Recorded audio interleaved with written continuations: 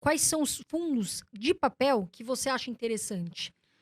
Bom, aí abre bastante o universo, porque o fundo de papel, ele tem características muito peculiares. Esse é difícil até de responder especificamente, porque assim, você tem essencialmente três tipos de fundos de papel, né? Você tem os fundos de papel que claramente buscam riscos de crédito menores, que chamam-se de high grade, né? Você tem claramente aqueles que expõem-se muito mais a risco, que são ativos não performados, que é o mais high yield, né? Que é, a gente chama high yield, mas eu gosto mais de high risk mesmo, ou seja, é mais alto risco, porque você está emprestando o dinheiro para, eu estou falando emprestando para ser mais simplista, tá? Emprestando dinheiro para alguém terminar uma obra, por exemplo. E o fluxo do pagamento dessa dívida para você que emprestou vai depender, por exemplo, da velocidade de vendas ou do volume de vendas que você tem naquele empreendimento. Então, é um risco muito mais alto.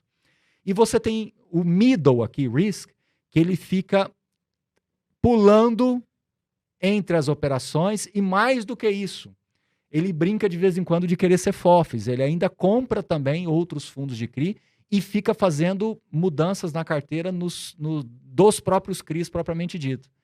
Então, veja como é quase impossível te responder, porque você tem para todos os gostos. Agora, Tem o VRTA 11, que é o VRTA hoje o VRTA 11 ele está do middle indo para o high grade. Ele era mais middle, claramente, indo para high risk.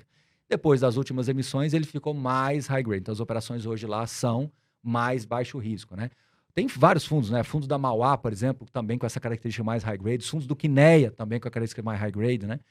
Aí você vai para o high yield, né? Aí tem vários, né?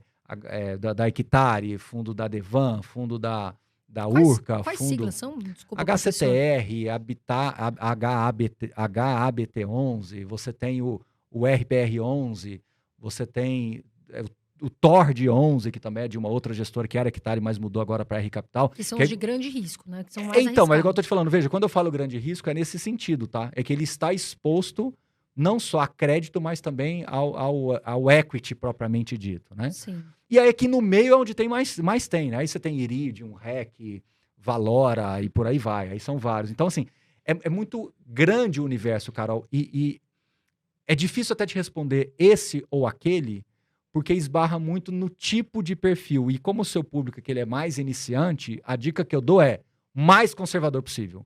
E é contra-intuitivo, porque o iniciante ele vai querer sempre mais renda. Exatamente, eu ia entrar nessa questão. Esse é o problema. Eu tava esperando você terminar o raciocínio, até te interrompi. Sim. Porque o que acontece, pegando o gancho da pergunta da Carol, eu mesmo recebo ligações de amigos falando o seguinte: André, quero investir aqui, tô com uma grana, quero investir em fundos imobiliários. E o cara, ele traz para mim as opções já pronta e sempre, ultimamente, são fundos de papel. E, basicamente, nós vamos falar de DEVA 11, HCTR11, que são os fundos que estão pagando 15%, 16% ao ano. E aí o cara, Baroni, às vezes eu passo isso porque é o meu perfil de investidor. Eu falo, olha, eu diversifico. Eu invisto em fundo de tijolo e papel. E dentro de tijolo, eu vou colocar lá lajes, shopping, logística, tudo bem distribuído, né? Só que o cara, ele tá de olho só nesse percentual de 15%, 16%, porque ele acha que vai sempre acontecer esse retorno para ele. Quais são os riscos do cara focar só no percentual ali de 15%, 16%? É terrível. É terrível esse risco. É terrível. Por quê? Porque o mais risco, ele invariavelmente pode te dar algum desconforto em algum momento, tá? A gente possivelmente vai voltar no caso do MXRF, mas aonde eu acho que é o epicentro do problema do MXRF é justamente os defaults que ele teve. As remarcações de perda que ele teve, que ele vem herdando lá de trás. E que, quando veio, inclusive, a integralização com o XP Gaia, que eu falei agora há pouco, mais chamou atenção. Então, eu estou invariavelmente voltando no caso do MXRF. Quando nós investimos só pelo yield, você está tomando uma decisão de investimento com base em um critério. É perigosíssimo em todos os aspectos. Eu vou comprar essa roupa. Ela é cara, ela é boa? Não necessariamente. Ela é barata, ela é ruim? Não necessariamente. Eu vou... enfim, eu vou comprar esse carro, ele é bonito, ele é bom, sabe? Então, quando você compra vou comprar um fundo imobiliário, o yield alto, então ele é bom. Não é isso. Eu posso ter realmente fundos com excelente qualidade que estejam com yields mais altos. E o inverso. Fundos ruins que estão com yield bom. Então, assim, o que eu quero deixar bem claro para todo mundo, e aí, Carol, segurando aqui um pouquinho, indo lá para Carol, o investidor iniciante, a gente tem que ter muito cuidado com ele. Eu falo muito isso. Investidor iniciante, às vezes você tem que dar um choque nele. Entendeu? Justamente porque quando ele entra em sites e tem uns botõezinhos mágicos lá, que pesquisa por ordem de tamanho, por ordem de não sei o que, quantidade de codices, ele invariavelmente vai no que está pagando mais. Sim. É intuitivo também, ele fazer isso. Entendeu? Porque é aquela tal história, né? Fala para mim um corredor famosíssimo aí. O Bolt. Usain Bolt. Agora me fala um grande maratonista. Ninguém lembra, assim. Entendeu? Exatamente. Então, assim, as pessoas querem justamente essa aceleração e é perigoso. E às vezes você tem uma alta performance em um determinado fundo, mas é o Usain Bolt. Ele chega uma hora que ele aposenta mais rápido. Enquanto isso, o maratonista vai estar correndo 40 quilômetros, até velhinho ele vai estar correndo lá. Então você tem que colocar na cabeça do iniciante que ele é um maratonista, ele não pode querer essas acelerações. Agora, pimenta na carteira não tem problema. Vamos esquecer fundo imobiliário, um prato de comida. Você não pode colocar muita pimenta, muito sal, muito tempero. Você desfigura até o sabor da comida.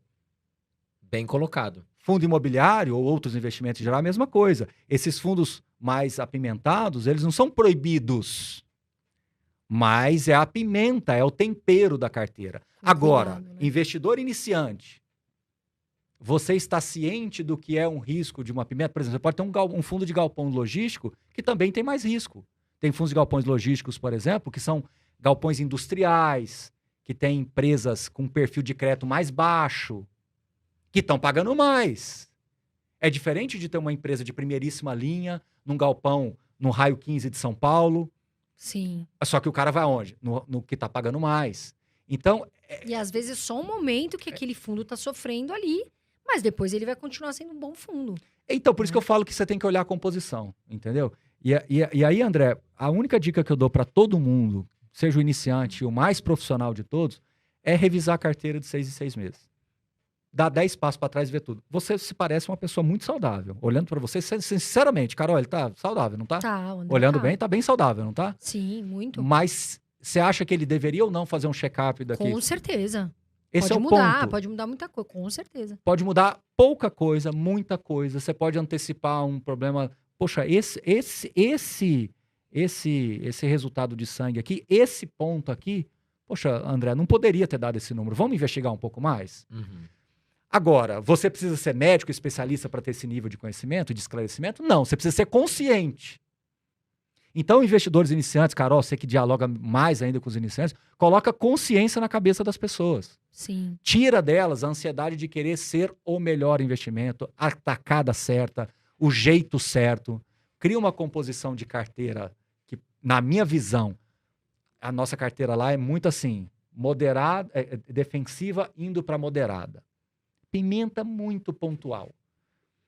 Porque a gente acha que para fundo imobiliário é o que tende a funcionar melhor. E tanto é que vem funcionando. A gente vem ganhando com muita folga do IFIX, vem ganhando com muita folga do CDI, vem ganhando do IPCA mais 6, que é um benchmark difícil de bater. Sim. Fazendo um arrozinho com feijão bem feito, revisando a carteira de 6 em 6 meses.